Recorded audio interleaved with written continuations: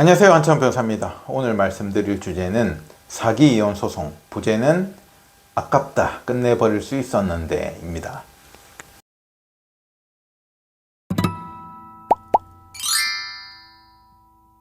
어떤 케이스냐면요, 이 사건 부부는 별거를 해가지고 거의 남남처럼 산 지가 상당히 시간이 오래 지났어요. 제가 예를 들어서 한 5년을 남으로 살았다고 표현을 해볼게요. 이렇게 떨어져서 살았고 생사도 몰랐어요. 그랬는데 어느 날 삐리리 소장이 날라옵니다. 원고로부터, 원고 A라고 할게요. 저희 의뢰인 B입니다. 소장이 날라와가지고 야, 이혼하자. 그 다음에 재산 분할을 해달라 이렇게 왔단 말이에요. 그죠? 그런데 B 입장에서는 그렇게 따로 살기, 남남처럼 살기 전인 그 5년 전에 이미 A와 사실상 재산 같은 것도 다 끝냈고 다 정리가 된 거라서 더 줄 게 없단 말이에요. 그죠? 그 B 입장에서는 억울하지. 이제 나는 남남으로 거의 살고 있었고 서류 정리만 안 돼 있었는데 어느 날 생사도 모르던 A가 나한테 이혼하고 내 명의로 재산 분할을 해달라 이렇게 했잖아요. 그럼 B는 불현듯 무슨 생각이 들어요? A가 A 명의로 재산이 없겠죠. 없으니까 있는 B 명의로 재산 분할 소송을 걸었다 이 말입니다. 그래서 제가 상담을 하면서 재산 분할 상대방의 청구를 방어하는 것으로 제가 사건이 선임이 됐어요. 여기까지는 좋아요. 근데 제가 이제 사건을 맡아가지고 이제 의뢰인 통해서 사건 조사도 하고 상대방 소장도 보고 왜 갑자기 5년이나 지나가지고 불현듯 이혼과 재산분할을 걸었을까를 보니까 뭔가 찝찝한 거예요.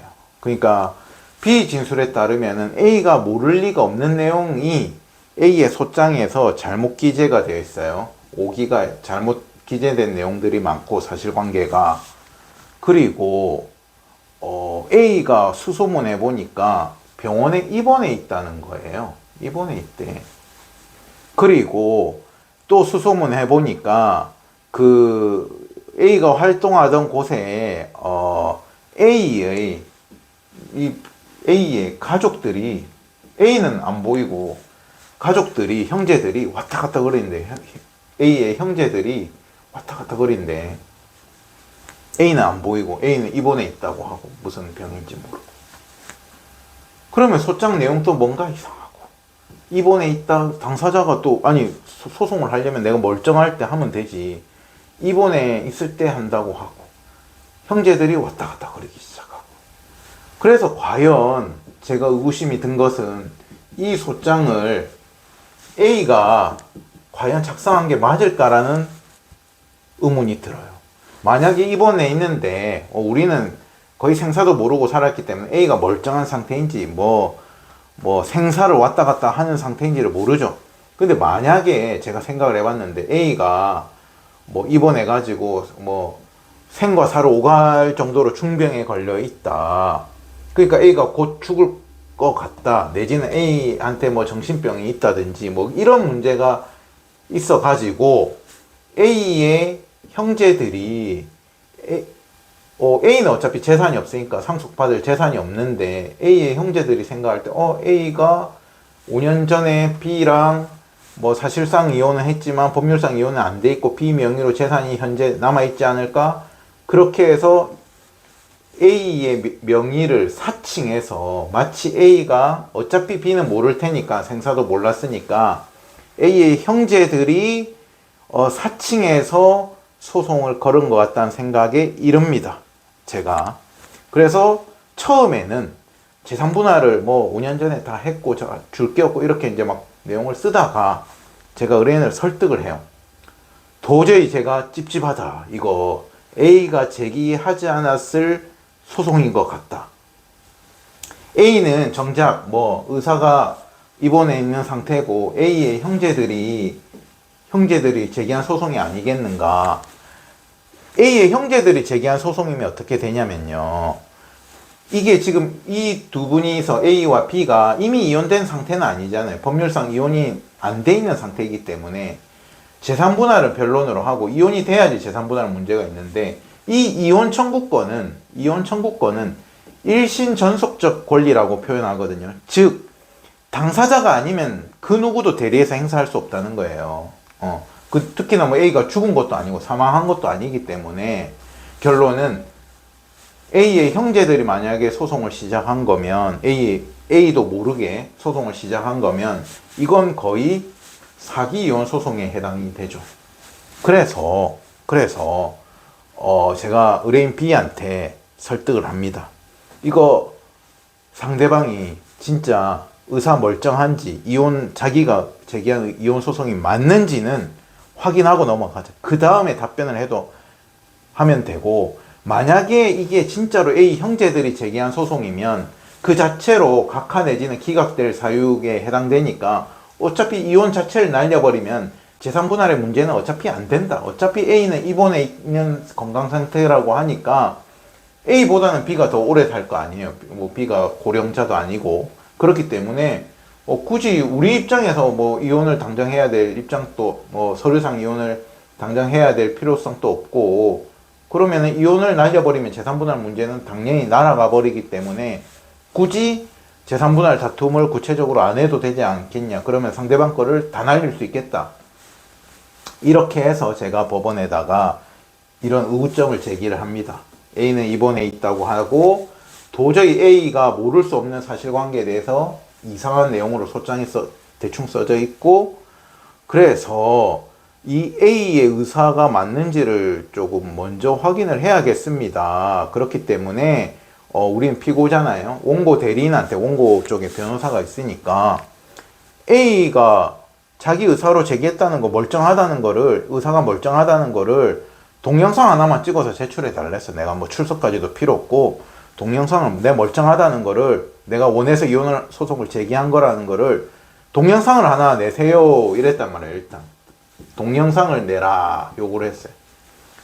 그런데 이제 여기서부터 이제 사실관계가 드러나기 시작하죠. 여기서부터 동영상을 내라고 했으면 A의 변호사는 자기 의뢰인인데 뭐 무슨 헛소리 합니까? 우리 의뢰인이 제기한 소송 맞습니다. 동영상 내면 되는데, A의 변호사가 말을 하길 갑자기 제가 막 소송 사기 막 이런 이야기를 거론하면서 이거 동영상 내라 했더니 A의 변호사가 약간 당황하면서 뭐라고 진술을 시작하냐면, 서면으로 A의 형제가 와서 계약을 한 건 맞다. 형제가 왔다. 그리고 변호사가 말을 하길, 난 A는 실제 만난 사실도 없고 통화한 사실도 없는 거는 맞다. 근데 나는 변호사로서 A의 자필로 된 진술서를 받았다. 그러니까 나는 A가 A의 의사를 받아가지고 소송을 하는 게 맞다. 이렇게 표현했다. 그래서 A의 진술서, 자필로 된 진술서를 저희 의뢰인한테 보여줬더니 누가 봐도 A 글씨가 아니래. 이거 A의 글씨가 아닌데요. 이래. 그걸 저희가 진술서는 말도 안 되는 소리고 A의 글씨체 자체가 아니고 진술서에 써져 있는 내용 자체도 A라면 모를 수 없는 내용들이 오류가 많다. 그러면 우리는 약간 의심반으로 던졌지만 이때부터는 제가 확신을 가지죠. 이거 A 의사랑 상관없이 A의 형제가 변호사를 속여서 제기한 소송이구나를 직감하게 됩니다. 판사님 이거 보세요. 이거 기각 각하 날려버려야 됩니다. 판단할 것도 없습니다. 그래서 우리가 뭐라고 했어요? 동영상 내라고 했죠. 이런 변명 다 필요 없고, 그래 뭐 처음에는 이래 받았더라도 이 변호사 입장에서는 이 형제를 통해 가지고 실제 A의 그 소송 의사가 있으면은 A 연락처 받아가지고 전화해가지고, 전화 여태까지 안 했지만 전화해가지고 당신 얼굴 나오게 동영상 하나 찍어서 내가 이혼 소송 하는 거 위임한 거 맞다, 똑바로 그 영상 하나만 내면 되는데 정작 동영상은 안 내면서 이런 변명만 늘어놓는다. 그러면 거의 99% A의 여기까지는 의사가 없었던 거예요. 그래서 제가 법원에다가 판사님 기일을 지정해 주십시오. 기일날 당사자를 반드시 참석하도록 해 주십시오. 그게 이제 일반적으로 우리 변론기일에는 대리인 변호사가 대신 출석할 수 있지만 판사님이 특별한 목적이 있는 경우에는 당사자가 반드시, 뭐 변호사는 같이 오더라도 당사자 반드시 와야 되고 안 오면은 과태료를 주겠다라고 해서 그 출석을 강제할 수가 있거든요, 이혼 소송에서. 그래서 판사님이 그거대로 오더를 내려주셨어요. 그래서 이제 뭐 몇 월 며칠로, 뭐 예를 들어서 뭐 5월 1일로 날짜가 변론기일이 딱 잡혔단 말이에요. 그래서 이제 여기까지는 제가 구분응선은 넘었다. 이거 분명히 동의가 안 돼 있다. 하지만 어떤 위험성은 남아 있어요. 이 형제들이 처음에는 A 몰래 소송을 제기했어. 사기 소송을 제기했지만 이제 정작 A가 변론기일에 와야 된단 말이에요. 그러니까 이때서야 이제 A가 진짜로 뭐 코마 상태만 아니라면 A한테 이제 설명을 하든 회유를 하든 뭐를 하든 해가지고 A를 변론기일에 출석시켜 버리면은 그건 답이 없어요. 아무리 처음 시작할 때는 사기 소송이었더라도. 왜냐면 A가 어쨌든 사후적으로라도 자기들끼리 추인을 해버리면은 이 소송에 대해서 동의를 해버리면은 A는 얼마든지 말을 맞춰줄 수 있잖아요. 처음부터 내가 형제한테 시켰다, 그래서 형제가 했던 거다, 뭐 내가 하겠다는데, 뭐 이렇게 말만 맞춰줘버리면 되기 때문에 A가 실제로 출석을 해버리면은 이거는 우리도 더 이상 이 주장은 못하게 되는 거예요. 그래서 일단은 기일을 제가 초조하게 기다렸고 실제로 출석을 했는데, 이제 만약에 출석을 A가 못했다면 정말로 끝내버렸겠죠. 소송은 이 초반에 재산분할 들어가기도 전에 초반에 끝났을 건데 이 형제들이 설득을 했나봐요. 그래서 쫄래쫄래 A가 오기는 왔어요. A가 이렇게 올 수 있는 존재면은 우리가 처음에 동영상 내라고 했을 때 처음부터 동영상 내면 되죠. 근데 동영상을 못 내고 이렇게 흘러왔다는 건 결국에는 처음에는 A의 동의가 분명히 없었다는 건 맞아요. 하지만은 결과적으로 자기들끼리, 형제들끼리 설득을 했든 회유를 했든 뭐 협약을 맺었든 어쨌든 A를 보냈단 말이에요. 그래가지고 A는 이제 어차피 그쪽 형제들 편이니까 내가 이혼 및 재산분할 의사가 있는 게 맞습니다, 이렇게 진술을 했어요. 그래서 이제 이 국면은 이제 넘어가고 이제 그 뒤에 재산분할 국면으로 들어온 건 맞는데, 하지만 소송은 뭐예요? 이미지전이고 소송은 기세가 중요하잖아요. 저도 변호사인 저도 이게 다 여러분 또 들어보면은 A가 처음에 동의해서 시작한 소송이 아니구나가 드러나는데 판사님이 설령 이걸 모르겠어요? 판사님도 알지.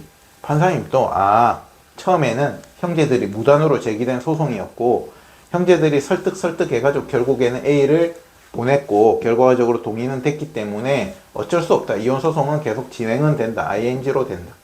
하지만은 처음 시작 자체가 거짓으로 시작됐잖아요. 처음 시작 자체가 A의 의사가 아니었고 A의 형제의 의사라는 거는 사실상 판사님도 안단 말이에요. 그러니까 제가 이게 이 국면이 끝났다고 해서 이걸 그냥 다 놔버리는 것이 아니고, 판사님 봐보세요. A가 정말로 5년 동안 남남으로 살면서, 그죠? 남남으로 살면서 자기가 실제로 B한테 재산분할을 받을 게 있었다면 진작에 했겠지, 이혼하고. 근데 당시에 A는 재산분할 관계를 5년 전에 이미 다 정리하고 그냥 생사도 신경도 안 쓰면서 서로 남남으로 살아왔던 겁니다. 그러니까 제기도 안 했던 거지. 그거를 이제 형제들이 무단으로 제기한 소송이니까 처음부터 어때요? 기세든 동력이든 이게 이미지든 전부 다 A는 하락한 상태죠. 이것을 하락시켜서 이것은 본질적으로 A 스스로도 B한테 재산분할을 요구할 권리가 없다는 것을 사실상 알고 있는 소송이니까 이제 재산분할 뭐 구체적으로 우리가 반론은 다 하겠습니다만은 이런 면을 잘 생각을 해봐 주십시오 하고 소송 초입에서 이제 커트를 시켰어요.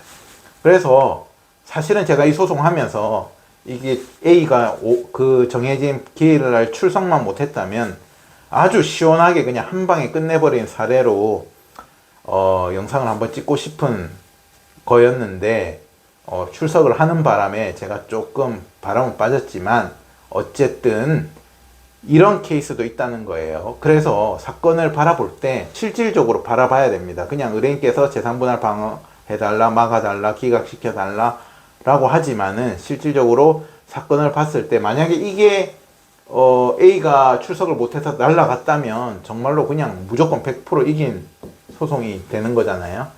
그래서 이 쟁점을 잘 잡아서 하는 것도 소송에서 매우 중요하고, 설령 이게 먹히지 않았더라도 이러한 국면을 자체를 흘러왔던 거를 판사도 이 진실은 느낄만 한 사건이기 때문에 차후 소송에서도 계속 그런 이미지를 활용해 가지고 재산 분할을 잘 방어하겠다는 소송입니다. 오늘은 사기 이혼 소송에 대해서 말씀드렸습니다. 감사합니다.